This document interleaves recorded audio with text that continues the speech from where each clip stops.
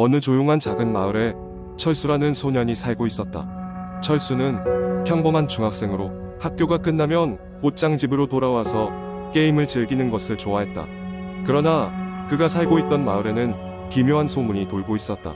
밤이 되면 정체불명의 방문자가 각 집을 찾아다닌다는 것. 이상한 초인종 소리와 함께 시작된다고 했다. 방문자는 문을 두드리지 않는다. 대신 조용한 초인종 소리가 울리고 문을 열어도 아무도 보이지 않는다는 것이었다.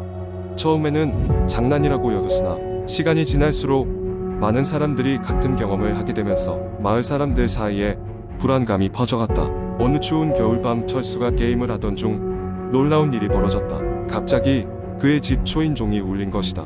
부모님은 마을 회의에 참석 중이었기 때문에 집에는 철수 혼자였다. 그래, 설마 정말이겠어? 철수는 스스로를 안심시키려 했지만 심장이 뛰고 있는 것을 느꼈다. 망설이다 결국 문을 열어보았지만 예상대로 아무도 없었다. 철수는 괜한 걱정이라며 문을 닫고 돌아섰다. 그때였다. 문이 닫히지 않고 무언가에 의해 다시 열리기 시작한 것이다. 철수는 무언가 잘못된 것을 직감하고 놀라 문을 세게 닫았다. 무거운 담요를 가져와 문틈을 막고 물러선 그는 다시 게임이나 하자며 마음을 진정시켰다. 그러나 얼마 지나지 않아 다시 초인종 소리가 들렸다. 이번엔 아까보다 더 길고 느렸다. 철수는 문을 바라본 채 움직이지 못했다. 불길한 기운이 집안을 맴도는 것을 느꼈다. 눈을 감고 귀를 막아보았지만 여전히 머릿속에는 초인종 소리가 울려 퍼졌다. 그때 철수는 더욱 이상한 점을 발견했다. 창문 너머로 보이는 마당에 차가운 김이 피어오르는 것이 보였던 것이다. 마치 누군가의 숨결이 뿜어져 나오는 듯했다. 철수는 떨리는 손으로 창문으로 다가가 커튼을 재빨리 닫았다. 그리고는 방문을 잠근 채 이불 속으로 파고들어 눈을 꼭 감아버렸다. 다음 날 아침 철수는 그 어느 때보다 빨리 학교에 가기 위해 서둘렀다. 부모님이 주무시는 방의 문도 닫혀 있었고 마주치는 것이 두려웠기 때문이었다. 학교에 도착했을 때 그는 친구들에게 전날 밤 있었던 일을 이야기했다. 그러나 친구들은 소문에 대해 알고 있었음에도 불구하고 반응은 무덤덤했다. 며칠이 지나고 마을 사람들은 더 이상 초인종에 겁먹지 않았다. 철수도 조금씩 그 일을 잊어갔다. 그러나 어느 날 밤 그 사건의 실체가 드러나고 말았다. 마을의 한 집에서 진짜 방문자가 포착된 것이다. 섬뜩하게도 그는 한낮에도 집안에 침입해 있었고 주민들이 돌아오자 도망치려던 차에 붙잡혔다고 한다. 그 방문자는 축 늘어진 옷을 입고 있었고 마치 오랫동안 잠들지 못한 사람처럼 눈이 검고 깊게 패였다. 그는 잡히자마자 외쳤다. 나는 너희를 해치지 않는다. 그저 누구인지 알아야 한다. 문을 열어보지 않으면 더 많은 사람들이 다가올 것이다. 이후로 그 남자는 경찰의 보호하에 있던 중 정신병원으로 옮겨졌고 마을 주민들은 더 이상의 초인종 소리를 듣지 않게 되었다. 철수는 어느 날 부모님의 방에서 오래된 사진을 발견했다. 그리고 그곳에는 잡혔던 방문자가 가족과 함께 웃고 있는 사진이었다. 그의 부모님은 침묵 속에 사진을 거두어 철수의 손에서 떼어내었다. 철수는 그날 이후 다시는 초인종 소리가 자신을 깨우지 않기를 간절히 바라며 매일 밤 잠에 들기 전 부모님께 그 방문자에 대해 묻고 싶었지만 묻지 않기로 했다. 그 답을 듣는 것이 더 두려웠다. 철수는 이제 더 이상 그 집에 혼자 있지 않기를 기도하며 매일 밤 조용히 눈을 감는다. 끝나지 않을 것 같던 공포는 그렇게 마침내 끝났지만 여전히 문틈 사이로 찬바람이 새어 들어오는 듯한 공허함이 남아있었다. 두 번째 이야기. 어느 날 서울의 작은 아파트 단지에서 살고 있는 한 대학생인 민수는 늦은 밤까지 리포트를 작성하다가 문득 배가 고파졌다. 시간이 새벽 2시를 넘기고 있었지만 배가 고파서 견딜 수 없던 그는 집 근처에 24시간 운영하는 편의점에 가기로 했다. 민수는 어두운 밤거리를 혼자 터벅터벅 걸어 편의점에 도착했다. 편의점 안은 밝게 불이 켜져 있었고 매대 사이로 낮게 깔린 음악 소리만이 정막을 깨고 있었다. 민수는 간단한 간식 몇 가지를 집어들고 계산을 하기 위해 카운터로 향했다.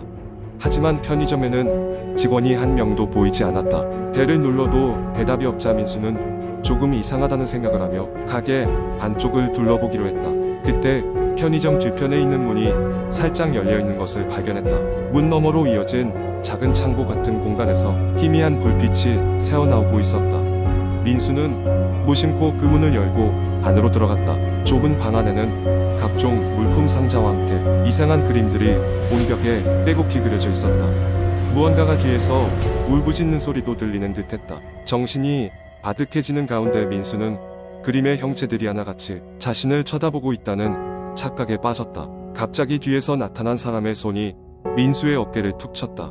놀란 민수가 뒤돌아보니 편의점 주인으로 보이는 중년의 남자가 서 있었다. 그는 얼굴에 다른 미소를 띠며 말했다. 늦은 시간에 이 방에 오는 사람은 드물어요. 민수는 당황하며 변명하듯 말했다. 아, 죄송합니다. 계산하려고 했는데 직원이 안 보여서. 주인은 아무렇지 않은 듯 웃으며 말했다. 괜찮아요. 하지만 여긴 손님이 다니는 곳이 아니랍니다. 제가 카운터에서 계산해 드릴게요. 민수는 무언가 불길한 기운을 느꼈지만 별 수 없이 카운터로 따라 나갔다.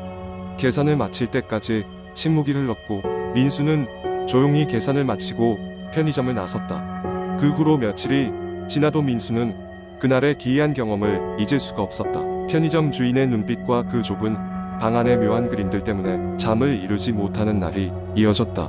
결국 민수는 자신이 본 것을 친구들에게 얘기했고 친구들은 함께 그 편의점에 다시 가보기로 했다. 그날 밤 민수와 몇 명의 친구들은 편의점으로 향했다. 도착했을 때 편의점은 여전히 불이 켜져 있었지만 이상하게도 문이 잠겨 있었다. 창문을 통해 안을 들여다보니 가게는 텅 비어 있었고 모든 물건이 제자리에 놓여 있었다. 그 순간 친구 중 한 명이 외쳤다. 야, 저기 봐. CCTV 카메라에 뭐가 찍힌 것 같아. 민수와 친구들은 카메라 화면을 살펴보았다. 화면에는 놀랍게도 민수가 혼자 그 좁은 방에 들어가 있는 장면이 반복적으로 재생되고 있었다. 하지만 그 화면 속 편의점 안은 민수가 이전에 본 것과는 완전히 달랐다. 모든 물건이 어지럽혀져 있었고 벽에는 아무 그림도 없었다. 민수는 자신의 눈을 의심하며 뒷걸음질 쳤다. 그 순간 갑작스레 편의점 안에 불이 깜박거리기 시작했고 카메라 화면에도 이상이 생기며 잡음이 일었다. 그때 민수의 친구들이 하나둘씩 뭔가가 잘못되었다는 것을 깨달았다. 서둘러 편의점에서 벗어나기로 한 민수와 친구들은 빠르게 그곳을 떠났다. 그 길로 경찰에 신고를 했지만 경찰이 도착했을 때는 이미 모든 것이 사라지고 편의점은 철거 중이었다고만 했다. 그리고 매체를 통해 알게 된 사실이지만 몇 년 전 그 자리에는 어떤 충격적인 사건이 발생했었다고 했다. 민수는 한동안 편의점을 지나갈 엄두조차 내지 못했고 그의 기억 속에는 그날 밤 벌어진 일들이 생생히 남아있었다. 무엇이 진실이었는지는 알 수 없었지만 분명히 그 편의점에는 무언가가 있었다는 느낌이었다. 그 후로 민수는 어떤 불길한 장소나 느낌이 드는 곳은 가능한 한 피해 다니기로 결심했다. 그리고 그날의 경험은 그의 삶에서 가장 기이하고 두려운 일로 남게 되었다. 세 번째 이야기. 한국 인터넷에는 다양한 공포 이야기가 많이 공유되곤 합니다. 그 중에서도 가장 인기 있는 유형 중 하나는 한밤중에 일어나는 미스터리한 사건에 관한 썰입니다. 여기서는 그런 이야기를 하나 만들어 보겠습니다. 서울의 어느 오래된 아파트에 신혼부부가 입주하게 되었습니다. 이 아파트는 건축된 지 30년이 넘었고 배관도 낡았지만 저렴한 가격에 넓은 평수를 제공하고 있어 인기가 많았습니다. 그러나 아파트에는 한 가지 이상한 점이 있었습니다. 바로 그 아파트 단지 전체에 걸쳐 매년 특정한 시기만 다가오면 이상한 사건들이 발생한다는 것이었습니다. 신혼부부는 처음 이사를 왔을 때 그런 이야기를 전혀 듣지 못했기 때문에 그저 그곳이 조금 오래된 아파트라고만 생각했습니다. 입주하고 몇 주가 지났을 때 부부는 첫 번째로 이상한 경험을 하게 되었습니다. 어느 늦은 밤 갑자기 거실에서 이상한 소리가 들리기 시작했습니다. 처음에는 그냥 건물의 노후로 인한 소음이라고 생각했지만 소리는 점점 더 명료해지기 시작했습니다. 마치 누군가 거실을 어슬렁거리는 발자국 소리 같았습니다. 남편은 잠에서 깨어나 조심스럽게 거실로 나갔지만 아무도 없었습니다. 그는 그냥 잠결에 착각했겠거니 하고 다시 잠자리에 들었습니다. 그러나 그날 밤 이후로 소리는 매일 밤 조금씩 그들의 수면을 방해했습니다. 발자국 소리는 점점 더 가까워졌고 심지어 어떤 날은 마치 그 소리가 침실 근처까지 다가온 듯 했습니다. 그러던 어느 날 아내는 이상한 꿈을 꾸기 시작했습니다. 꿈속에서 그녀는 아파트 단지에 오래된 세대가 배경인 장면을 보았습니다. 그곳에는 기묘하게 따라오는 그림자가 있었고, 그림자는 항상 그녀를 노려보는 듯한 느낌을 주었습니다. 그녀는 꿈속에서 도망치려 했지만 그림자는 그녀를 놓아주지 않았습니다.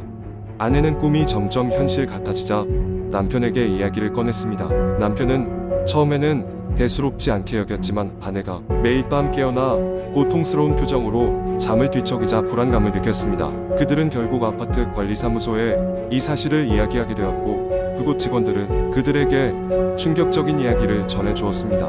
몇 년 전 지금 부부가 살고 있는 층에서 불행한 사고가 있었다는 것이었습니다. 그곳에는 아이를 잃은 어느 가정이 살고 있었는데, 그 아이는 어느 날 밤 실종되었고 결국 돌아오지 못했습니다. 아이의 흔적은 어디서도 찾을 수 없었으며, 사건 이후로 이 아파트는 소문이 돌기 시작했습니다. 바로 그 소문의 내용은 아이의 영혼이 아직 그곳을 떠돌고 있다는 것이었습니다. 그래서 새 입주자가 들어올 때마다 이상한 경험을 하게 된다는 것이었죠. 신혼부부는 이 이야기를 듣고 큰 충격에 빠졌습니다. 지금까지 자신들이 듣고 보고 경험한 모든 일이 그 실종된 아이와 관련이 있을지도 모른다는 생각에 과거의 사건을 조사하기로 결심했습니다.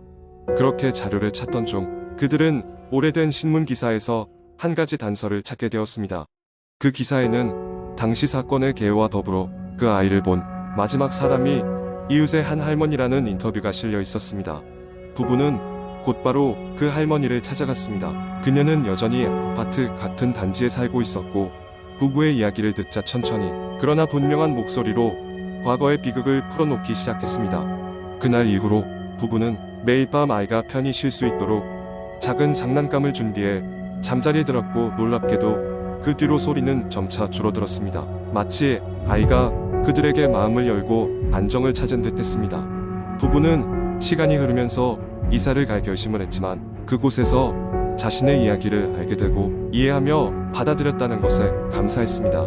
그리고 이 이야기는 여전히 그 아파트에 전해지고 있다고 합니다. 매년 그 시기가 돌아오면 사람들은 누군가가 아이의 영혼을 위로해주길 바라며 조용히 장난감을 놔둡니다. 비록 그 실종된 아이가 어떻게 되었는지는 아무도 알 수 없지만 적어도 그의 영혼은 이제 편안히 쉴 수 있을 것이라는 믿음이 그곳 주민들 사이에 자리 잡고 있습니다.